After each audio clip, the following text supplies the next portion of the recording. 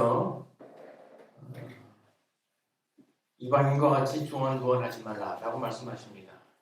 자, 이 중언부언하는 이방인의 기도와 하나님의 참된 신자들인 우리가 드리는 기도는 과연 어떻게 다를까?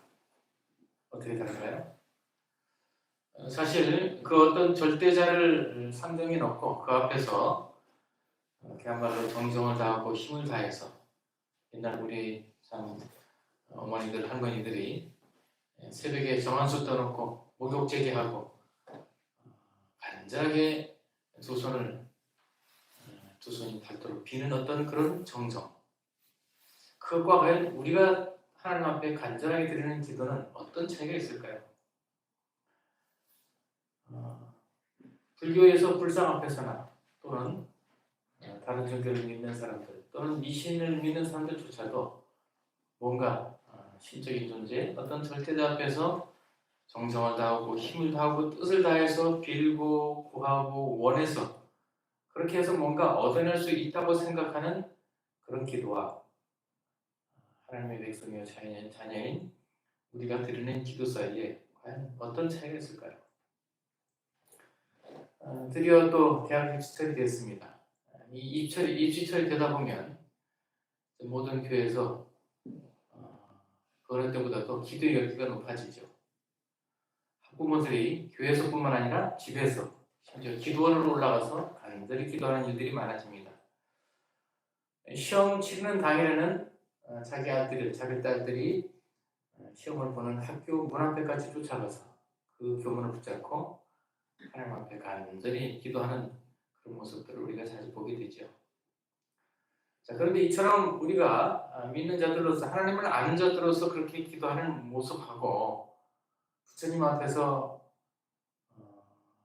발이 손이 되도록 열심히 기도하며 또 수백 번 절을 하는 정성을 하루 종일 들이면서 그렇게 기원하고 간구하는 그분들의 기도와 우리의 기도는 어떤 차이가 있는 것일까요?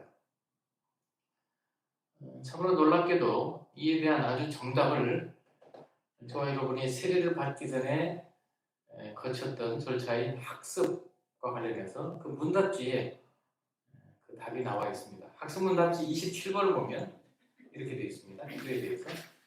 기도란 하나님께 영광을 돌리며 그의 자비하신 모든 은혜를 감사하며 죄를 자복하며 하나님의 뜻에 합당한 것을 예수 그리스도의 이름으로 간구하는 것이다. 참 명쾌하고 간결하면서도 명징한 요약입니다.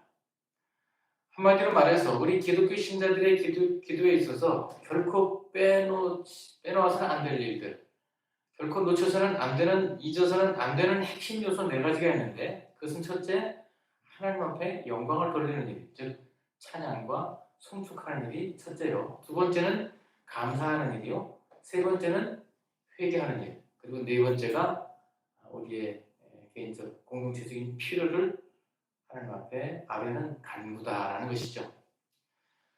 이 가운데서도 특히 우리 진정한 참된 신자들이 드리는 진정한 기도의 가장 큰 특징이 있다면 그 어떤 상황과 조건과 환경, 아무리 힘들고 어려운 상황 속에서도 진정한 신자는 먼저 하나님 앞에 영광 돌리는 일을 먼저 하는 것이다. 그리고 또 감사를 놓치지 않는 것이다 라는 것이 이 학습문답에 나와 있는 요약의 핵심입니다. 자, 그런 점에서 본다면 아주 유명한 복음성가 하나가 기억이 납니다. 아주 여러분들도 잘 아시는 찬양이죠. 하나님 한 번도 나를 실망시킨 적 없으시고 언제나 공평과 은혜로 나를 지키셨네. 오 신실하신 주, 오 신실하신 주, 내 너를 떠나지도 않으리라, 내 너를 버리지도 않으리라. 이 찬양 속에서 하나님은 우리를 결코 실망시키지 않는다라고 시작을 합니다. 자, 그런데 이 복음성가를 이렇게 부르거나 들으면서 좀 가사가 좀 조금 좋긴 하지만 이상하다는 생각 안 해보셨습니까? 정말 하나님께서 저와 여러분을 한 번도 실망시키신 적이 없던가요? 한평생 살아오면서 우리가 하나님 앞에 기도했던 모든 것들이 다 이루어지고 또 우리가 신앙생활 하는데 늘 만족해서 한 번도 하나님 앞에 불평하거나 원망하거나 그래서 낙심하거나 낙망할 일이 전혀 없었던가요? 그러진 않을 겁니다. 제 개인적으로도 지나온 삶을 뒤돌아보면 참 하나님께서 저를 가끔 실망시키셨다라는 그런 고백을 하게 됩니다. 특히 제가 어떤 세속적인 욕심을 위해서 세상적인 만족을 위해서 구하거나 또는 다른 사람들보다 더 큰 어떤 성취나 성공을 위해서 구하는 것이 아니었고 전적으로 하나님의 뜻에 합당한 것을 참 잘 분별해서 하나님 앞에 구했는데도 불구하고 그런 저희 기도에 대해서 참 오래도록 묵묵부답하시고 침묵하시고 참으로 무관심하신 것 같아서 적잖이 실망하고 섭섭했던 그런 경험들이 몇 번 있습니다. 이미 제가 여러 번 간증했던 대로 제가 신앙생활을 기독교 신앙을 처음 가졌던 결정적인 계기는 제 고등학교 진학과 관련된 문제였습니다. 그야말로 하루아침에 저희 집안이 중학교 1학년 때 경제적으로 풍지박산이 나면서 아무것도 가지지 못한 무일푼 극빈자의 신세가 되었고 또한 아무도 도와줄 수 없는 그런 막막한 상황에 처한 상황에서 이제 중학교를 졸업하면 상교밖에 진학은 물론이고 더 이상의 공부할 수 있는 기회를 도저히 가질 수 없는 모든 앞날이 막막해져 버리고 칠같은 암흑이 뜨거워져 있는 그 미래에 대한 불확실성 속에서 우연히 나갔던 교회의 그 첫 예배 속에서 27편, 10편, 27편, 10절의 말씀대로 내 부모는 나를 버렸으나 여호와는 나를 영접하시리라 라는 말씀에 참 마음이 꽂혀서 그때 하나님 앞에 간절히 유일하게 기도했던 그 한 가지 제목, 그것이 바로 저희 신앙의 출발이었습니다.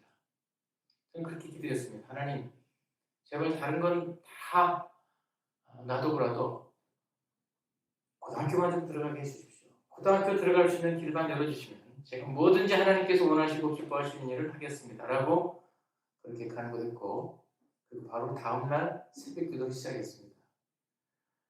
모든 예배는 말할 것도 없고 특별 집회 그리고 제가 사는 곳을 중심으로 심리 안에서 일어나는 모든 당시의 부흥에는 교회가 되었건 기도원이 되었건 하나도 빠짐없이 쫓아다녔던 그런 기억이 있습니다. 너무 행복했고 즐거웠던 시간들이었습니다.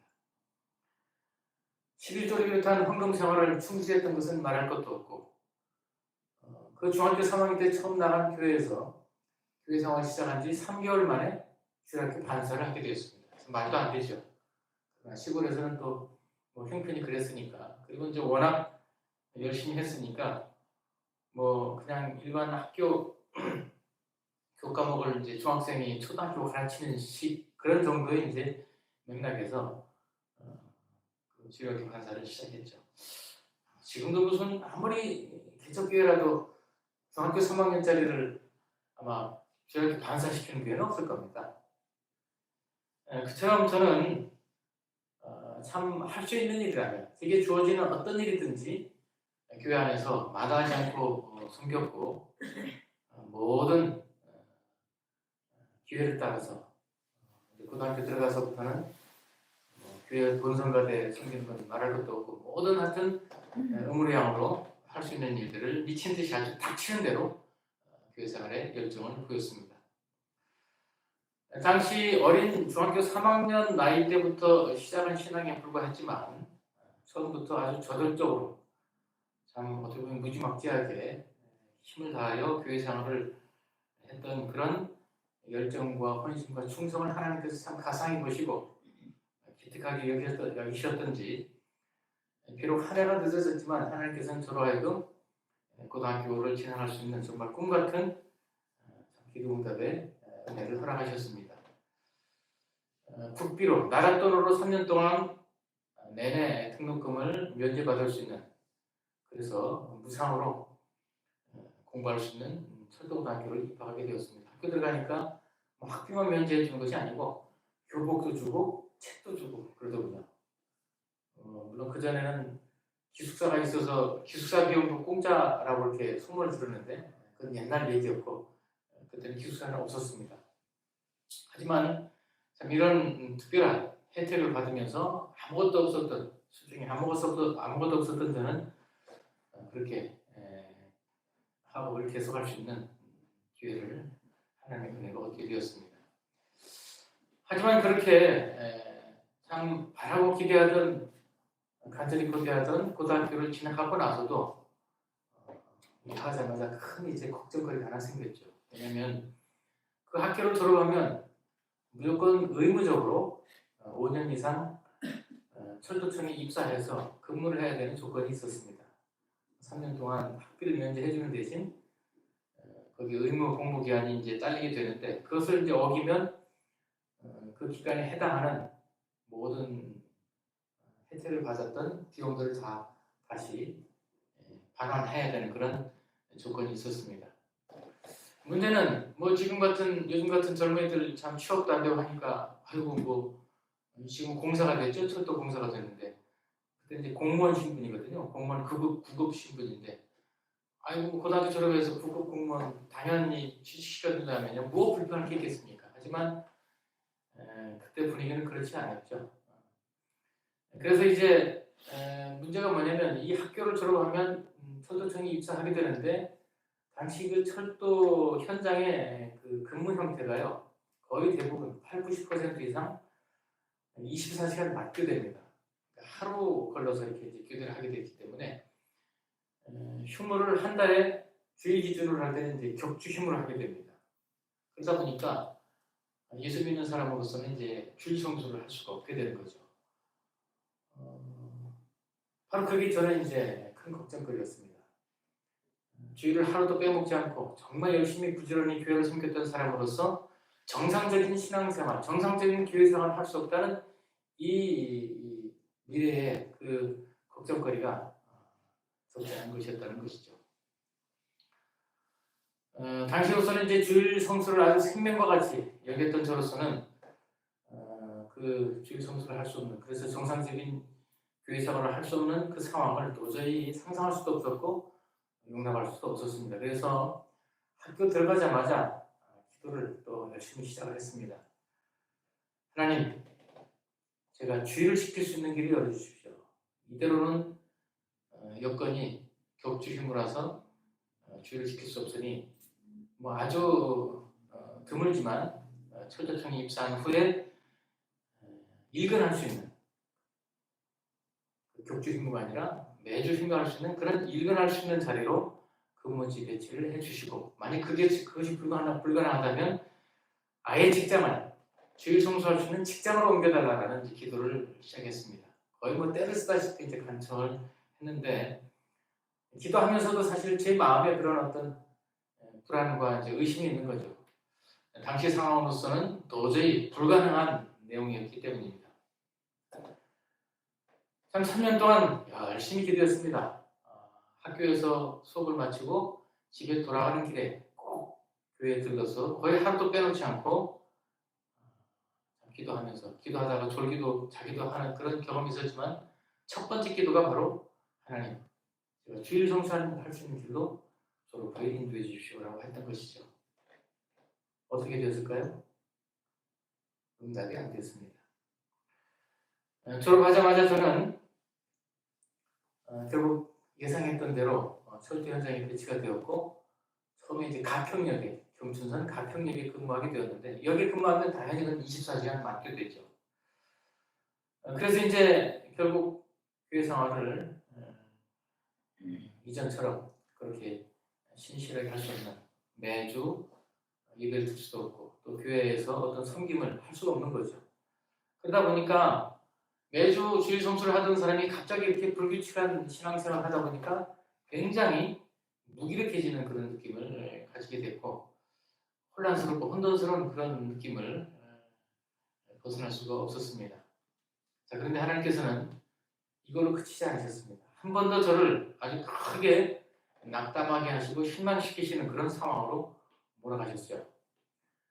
철도청에 입사한 지 10개월 만에 제가 이제 군대를 가게 됐는데 78년 1월에 입사해서 그해 10월 말에 이제 군대를 가게 됐는데 군대 가면서도 저는 그렇게 기도했습니다. 하나님, 군대 가서도 주일 성수할 수 있는 곳으로 저를 인도해 주십시오. 당연히 그때는 그렇게 될 줄 알았습니다. 웬걸요? 저는 계속 몰리다가 최전방 소련 북쪽에 있는 접근산 깊은 산골짜기로 배치를 받았습니다. 철책 근무를 하게 된 거죠. GOP 근무. 이것도 역시 이건 뭐 24시간 맡겨다가 아니라 365일 돌박입니다. 깊은 골짜기에 소대별로 이렇게 떨어져 있었기 때문에 뭐 아예 주일날 예배를 드릴 수 없는 그 어떤 신앙생활에 흉내도 낼 수 없는 그런 상황에 처했죠. 저는 너무도 괴로웠습니다. 하나님 이게 웬일입니까? 그 많고 많은 군대 생활 뭐 편하고 안 편하고를 떠나서 최소한 주일 성수만 할 수 있는 자리로 가자라고 이렇게 기도했는데 하나님은 아예 그냥 뭐 불신자들이나 갈 수 있는 그런 자리로 저를 내모르시는 가혹한 시험을 하시게 됐던 것이죠. 다행히 3개월 정도의 짧은 기간을 마치고 이제 철책 근무를 나왔습니다. 원래 이제 이 철책 근무는 1년에 한 번씩 교대가 되는데 제가 이제 12월 달에 배치를 받았기 때문에 보통 봄에 이제 교대가 돼서 다행히 3개월 만에 나와서 나머지 군생활 동안에는 이제 일반 주둔지에서 군생활을 했기 때문에 그때 이제 대대 그 주둔지가 있죠. 그리고 제 대대 안에서 이제 막사가 있고 울타리가 있고 그 안에 대대 식당이 있어가지고 식당에 모여서 주일날마다 이제 예배를 드릴 수 있는 그런 기회가 참 오래간만에 주어졌죠. 처음에 그렇게 예배를 드리면서 저 울었습니다. 하도 감격스러워서. 그때 이제 그 예배가 가능했던 것이 대대장이 바뀌면서 교회를 다니던 그 대대장님이 야 우리 주일날 예배 드리자라고 이렇게 제안하시는 바람에 정말 뛰듯이 기쁜 그런 제가 반응을 보이면서 함께 참여를 하게 됐는데 뭐 대대장이 참여하니까 병사들이 많이 참여를 했죠. 제가 또 거기서도 유별난 또 열심을 보이다 보니까 주일날 헌금을 관리하는 또 회계 또 그런 임무를 맡았습니다. 제가 교회 생활할 때 참 회개를 많이 했습니다. 그것도 하나님께서 교회 돈을 맡기는 그 일을 참 충성스럽게 잘하니까 흔들림 없이 또 정갈하게 잘 해냈더니 여러 가지로 또 복을 주셨죠. 사실 교회 회계를 보다가 시험에 드는 경우가 많거든요. 그래서 웬만해서는 뭐 큰 교회건 작은 교회건 이 재정 장당을 하다가 이제 믿음을 까먹는 경우가 많기 때문에 웬만하면 교회에서 재정 감당을 하지 않도록 하는 것이 하나의 참 요즘 불문율처럼 돼 있었습니다만 여하튼 저는 참 젊은 나이 때부터 이 교회 재정을 이렇게 담당하는 그런 훈련을 군대에서부터 잘 받았던 것 같습니다. 하지만 이제 이렇게 군 생활 속에서 가까스로 이제 주일 예배를 드릴 수 있는 그런 상황으로까지는 회복이 됐는데 여전히 저희 마음속에 깊은 염려가 하나 있었습니다. 제대 후에 이제 걱정이 되는 거죠.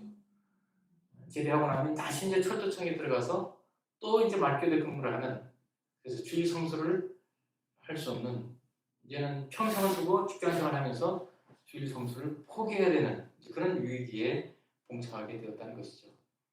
하지만 저는 그 상황에서 물러설 수가 없었습니다.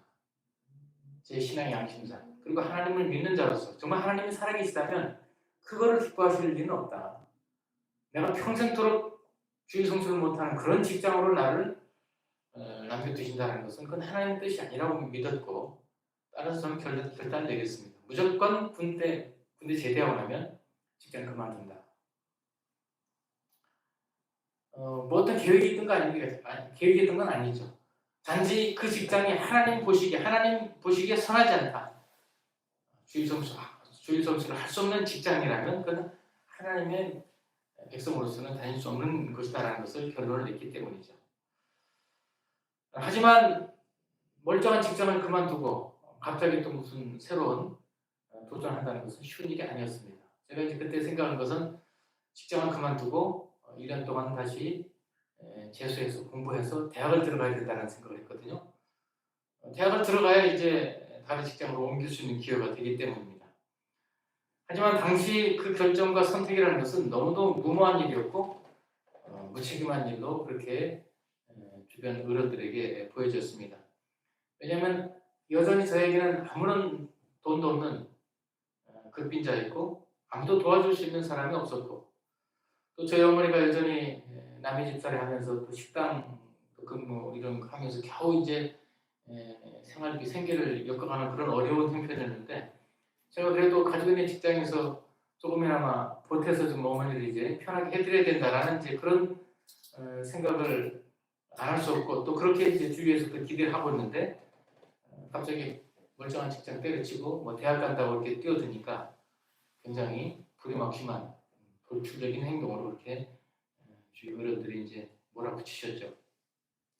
하지만 저는 포기할 수 없었습니다.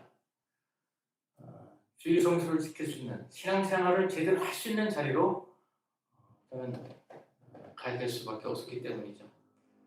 그래서 저는 예상했던 대로 80년 11월 군대 제대한 이후에 바로 철도청에 찾아가서 사직서를 냈고 그리고 이제 그 5년 근무를 해야 되는데 뭐 군대 생활 포함해서 2년 정도, 3년 정도밖에 이제 기한이 안 됐으니까 그 나머지 2년치 그 도움 받았던 돈을 이제 반환해야 되는데 지금 돈으로 따지면 한 4, 500만 원 됐던 것 같아요. 그럼 무슨 돈이 있습니까?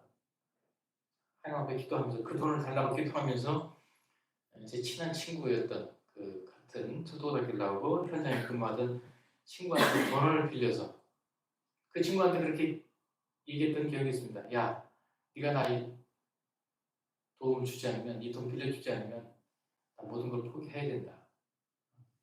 좀 1년 동안 내가 공부해서 대학을 가고자 하고 좀 내가 신앙생활 제대로 하고 싶은데 네 도움을 좀 꼭 받고 싶다 했더니 그 친구가 참 흔쾌히 돈을 주어서 그랬지. 그때 못했으면 사실 다음 주에 그 계획을 실행에 옮기기가 만만치 않았죠.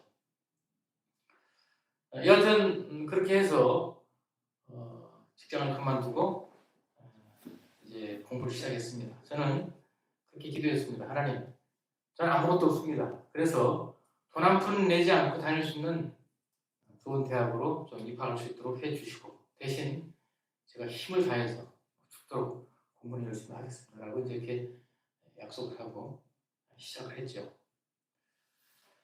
그때 이제 제 마음속에서는 나름대로 확신이 있었습니다. 그래도 주일 성수를 위해서 하나님을 제대로 섬기기 위해서 교회를 정말 올바르게 섬기기 위해서 선택한 일이고 그것을 위해서 최선을 다하는 일이니까 하나님께서 이 일만큼은 거절하지 않으실 것이다. 그만큼 내가 최선을 다해서 노력을 한다면 하나님은 그에 대한 마땅한 응답을 하실 것이다 라는 확신 속에서 정말 시름과 흔들림 없이 무섭게 열심히 공부를 했죠. 10여 개월 정도밖에 시간이 되지 않는 기간이었지만 결국 열심히 공부한 탓에 참 하나님께서 놀라운 기적을 허락해 주셨고 전혀 가능성이 없었던 그런 상황임이 불명함에도 그렇게 돈 한 푼 들이지 않고 4년을 대학을 다닐 수 있는 그래서 주일 성수를 할 수 있는 문을 결국 하나님께서 열어주셨습니다. 이때 그래서 하나님께서 참 나의 기도에 신실하게 응답하셨다라는 확신 속에서 정말 감사하게 되었고 하나님은 결국 우리를 실망시키지 않는 하나님이라는 사실을 참 더 깊이 경험하게 되었습니다. 자, 그때 주일 성수를 그렇게 필사적으로 하나님 앞에 그 제목으로 내어놓으면서 기도했던 탓인지 저의 기도에 내용들을 아주 세심하게 다 기억하셨던 탓인지 하나님은 이제 저의 걸음을 어디까지 인도하셨습니까? 매주 주일 성수 안 하면 배길 수 없는 뭐 자유로든 타유로든 무조건 주일 성수를 할 수밖에 없는 목사의 자유로까지 지금 하나님이 인도하신 것이죠. 다른 거 없습니다. 그때 간절히 주일 성수만은 내가 지킬 수 있게 해주시라는 기도를 이렇게 아주 확실하게 응답을 해주셨다는 것이죠. 정말 하나님께서는 궁극적으로 볼 때는 결론적으로 우리를 실망시키지 않는 하나님이신 것이 분명합니다. 그럼에도 불구하고 우리가 자주 낙심하고 실망하고 그래서 하나님 앞에 원망하고 불평하게 되는 이유는 하나님께서 바라보시는 그 원대한 계획, 멀리 내다보시는 하나님의 그 거룩한 시선을 우리의 조급한 그리고 좁은 안목이 제대로 따라잡지를 못하기 때문이라는 것이죠. 무엇보다도 우리가 기도 생활을 하면서 자주 범하는 아주 결정적인 잘못된 습관이 하나 있습니다. 그것은 기도의 응답과 관련해서 하나님께서 우리의 기도에 대해서 응답하시는 때와 방법에 관해 하나님의 뜻, 하나님의 마음은 살필 생각을 하지 않고 그저 우리 자신이 편리한 대로 우리 멋대로 정해놓은 그런 때와 방법을 따라서 하나님께서 우리에게 응답하시기를 그렇게 때를 쓰고 강청하고 배짱을 튕긴다는 것이죠.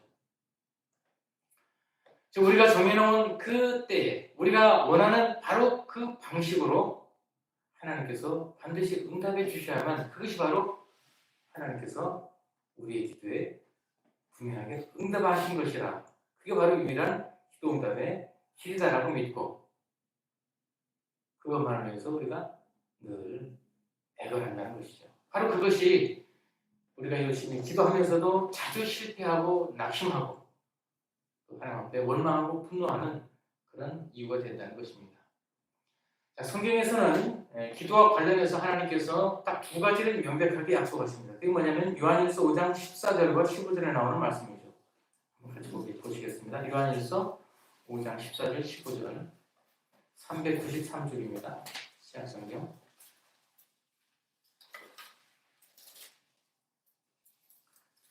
신약성경 393페이지 요한일서 5장 14절 15절 제가 읽어드립니다. 그를 향하여 우리가 가진 바 담대함이 이것이니 그의 뜻대로 무엇을 구하면 들으심이라. 우리가 무엇이든지 구하는 바를 들으시는 줄 안즉 우리가 그에게 구하는 그것을 얻은 줄을 또한 아니라. 무슨 말씀이죠? 두 가지입니다. 하나님은 우리의 기도를 반드시 들으신다. 하나도 놓치지 않고 들으신다라고 얘기합니다. 그를 향하여 우리의 가진 바 담대함이 이것이니 그의 뜻대로 무엇을 구하면 들으심이라. 우리가 무엇이든지 구하는 바를 들으시는 줄 안즉 들으시는 것이 분명합니다. 두 번째는 반드시 응답하신다. 우리의 기도에 틀림없이 응답을 하신다는 것이죠. 그러나 문제는 그 응답의 시기와 방법, 언제 응답할 것인가, 어떤 방식으로 응답할 건가에 대해서는 성경 어디에서도 구체적으로 말씀하고 있지 않습니다. 이게 문제죠. 왜냐하면 이 기도를 응답하는 방식과 때에 관한 문제는 전적인 하나님의 주권이다. 하나님에게 일임된 사항이다. 우리가 이래라 저래라 해서 얻어낼 수 있는 부분이 아니라는 것이죠. 그럼에도 우리는 너무도 조급하게 우리가 원하는 때, 우리가 원하는 방식으로 하나님이 응답해 주시기를 바랍니다. 그리고 더 나아가서는 그 응답의 과정과 상황을 우리의 체험과 경험 속에 가두어 놓기를 원하죠. 무슨 얘기입니까? 하나님께서 우리에게 응답하실 때, 응답하시는 방법 속에서 우리가 구체적으로 만질 수 있고, 볼 수 있고, 들을 수 있고, 느낄 수 있는 그런 방식으로만 응답이 돼야, 그래야 응답이요, 하나님 앞에 감사할 수 있다고 생각이 되는 겁니다. 여러분, 하나님께서 우리의 기도에 응답할 때 여러 가지 방식으로 응답하실 수 있습니다. 그 중에서도 굉장히 중요한 사항 중에 하나가 우리가 살아있는 동안 응답이 될 수도 있지만 우리가 이 땅을 떠난 후에, 죽은 후에 우리의 자녀들의 인생 속에서, 우리의 손녀, 손자들의 인생 속에서, 우리의 먼 후손의 인생 속에서 우리의 기도가 응답될 수 있다는 것, 여러분 기억하셔야 됩니다. 그걸 바라보시고 감사할 수 있어야 되는 게 진정한 기도하는 사람의 해안이죠. 그러나 우리는 그것을 자주 놓치는 것이죠. 우리가 살아있는 동안 말초적인 감각으로, 느낌으로 질 수 있고 볼 수 있는 그런 형태로 응답이 돼야만 기도 응답이다라고 착각하는 그 잘못된 기도 응답에 관한 생각과 관념을 우리는 분명하게 지적을 해야 될 것입니다. 분명히 기도 응답의 시기와 방법, 그 때와 방식에 관해서 우리가 할 수 있는 것은 그저 하나님께 맡기고 기도하면서 끊임없이 인내하고 기다리는 가운데에 참 그 기도하면서 우리가 마땅히 해야 될 선택과 방법을 따라 부지런히 찾고 두드리고 마땅히 그 기도를 위해서 내가 행해야 될 그 일들을 게을리하지 않는 것이죠. 아까 제가 앞에서 예를 든 제가 하나님 앞에 대학을 들어갈 수 있도록 기도했습니다. 돈 안 들이고 대학을 졸업할 수 있도록 간절히 기도했죠. 하지만 뭡니까? 그 대학을 들어가려면 공부를 해야 될 거 아니에요. 하나님 공부를 대신해 주시는 것은 아니거든요. 주관의 공부를 할 책임이 있고 그 공부를 하면서 하나님의 응답과 기적적인 인도하심을 바라는 것, 그것이 바로 바른 기도의 모습이라는 것이죠. 그래서 우리는 하나님의 그 분명한 신실하심과 우리의 기도에 대해서 자상하시게 응답하실 것을 믿고 확신하고 기대하는 가운데서 우리가 그분의 뜻대로 기도하는 것이 분명하다면 우리의 구하는 것이나 생각하는 것에 더 넘치도록 반드시 응답하실 것이다 라는 에베소서 3장 20절의 말씀을 붙들고 확신하면서 결코 낙심하거나 중단하지 말고 실망하지 말고 끊임없이 기도하고 하나님 앞에 구해야 된다.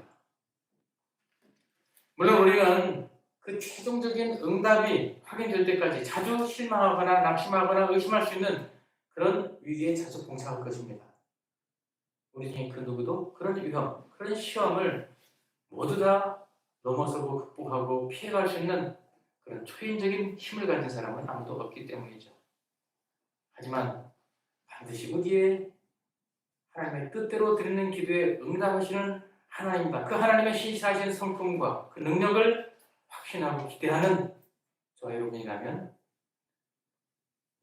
요한일서 5장 15절의 말씀대로 이미 우리가 구한 그것을 얻은 것으로 이미 받은 것으로 확신하는 가운데서 우리는 결코 낙심하거나 실망하는 일 없이 계속 기도를 해야 될 것이고 그렇게 낙심하고 실망하기 쉬운 우리에게 이 요한일서 5장 14, 15절의 말씀으로 끊임없이 우리 스스로를 격려하고 위로해야 될 것입니다.